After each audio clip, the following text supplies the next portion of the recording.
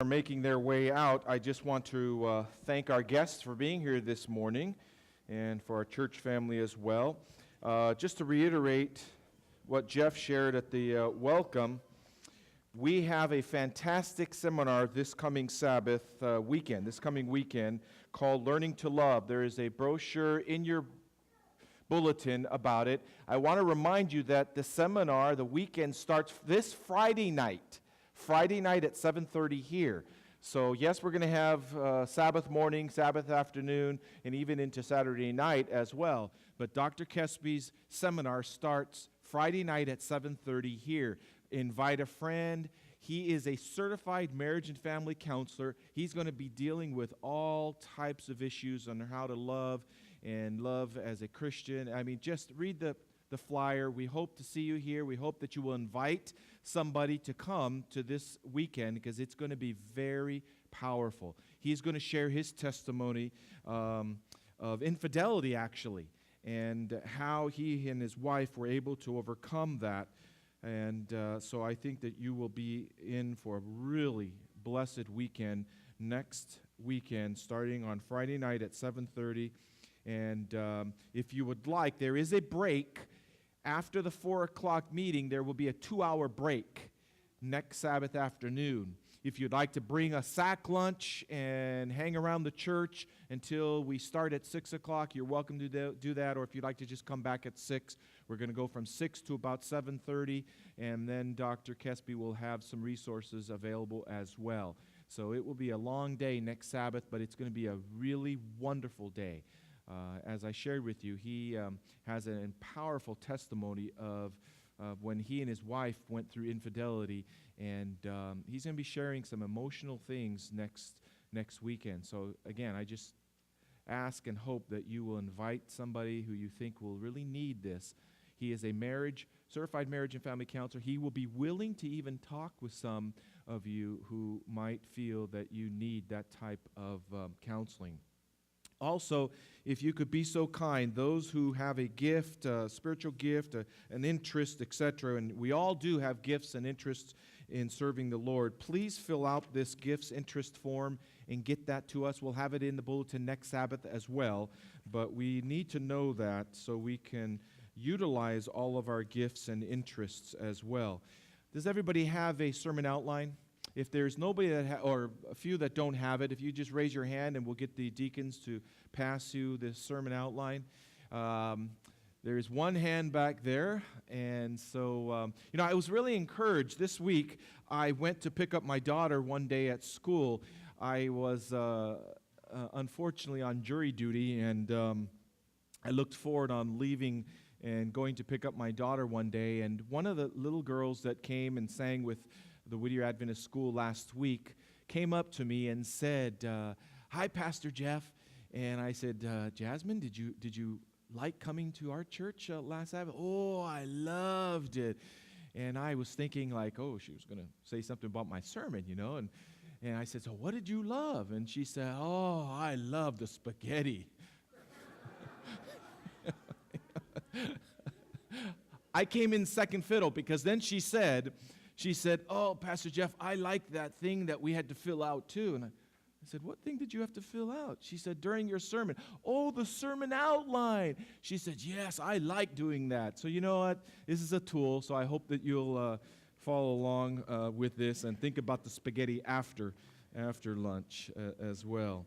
I also want to just a plug for the Adventurer Club and for the children that are part of the Adventurers. Today is the Adventurer Rally, and I love going to this Adventurer Rally.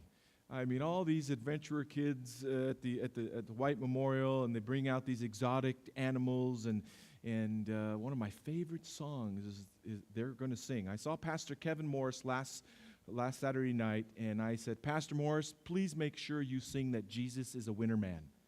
And some of you Pathfinders and Adventurers know that song, but it's a wonderful time for the children at the Adventurer Rally. Okay, would you bow your heads with me in a word of prayer? Our loving Father in heaven, thank you so very much for showing us your love through your one and only Son, Jesus Christ. Reveal to us through your word the incredible principles of joyful living, Lord, and help to model for us what healthy parenting is through your word as well. Capture our hearts and our minds as we journey with you this morning through the power of your Spirit. And as I speak, I pray that the words of my mouth and the meditations of our hearts together will be acceptable to you, dear Jesus, is my prayer in your name. Amen. Amen.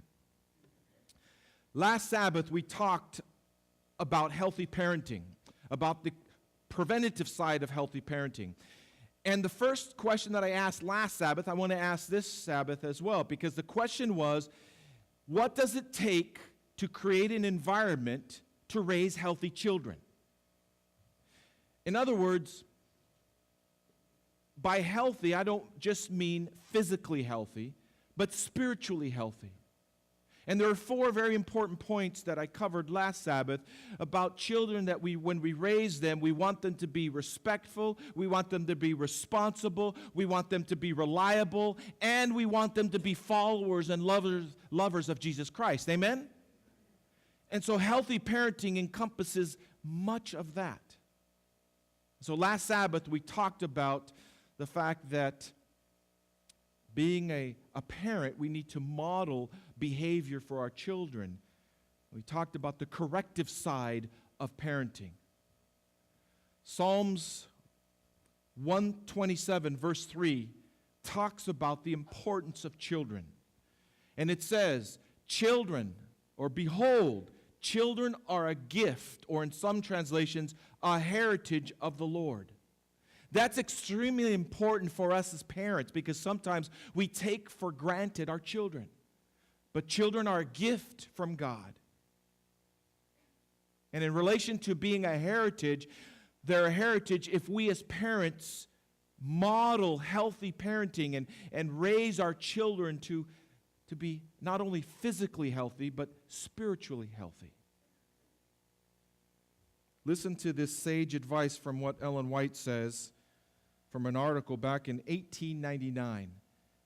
Ellen White says this: parents are to make the religion of Christ attractive by their cheerfulness, their Christian courtesy, and their tender, compassionate sympathy. But they are to be firm in requiring respect and obedience.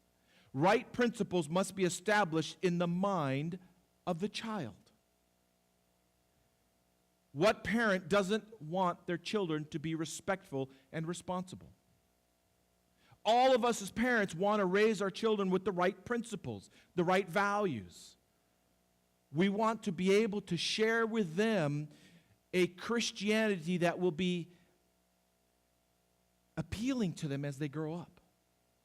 We want to be able to share principles of living, right living, so that they will grow older and know this is right. This is right living.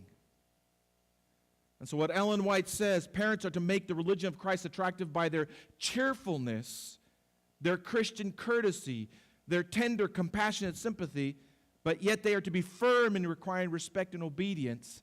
The fact is, our children will appreciate our Christian faith, our values, when we as parents treat them with compassion and tender and we're cheerful.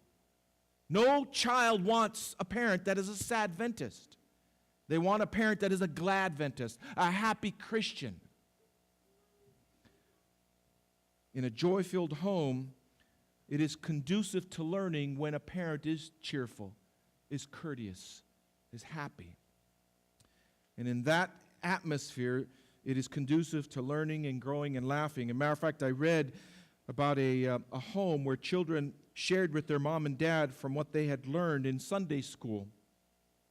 And this one child said, "Mom, guess who was Noah's wife? Mom, did you know that Noah's wife was called Joan of Arc?" And another child said, "Mom, I learned this about the 5th commandment. It says to humor your mother and father."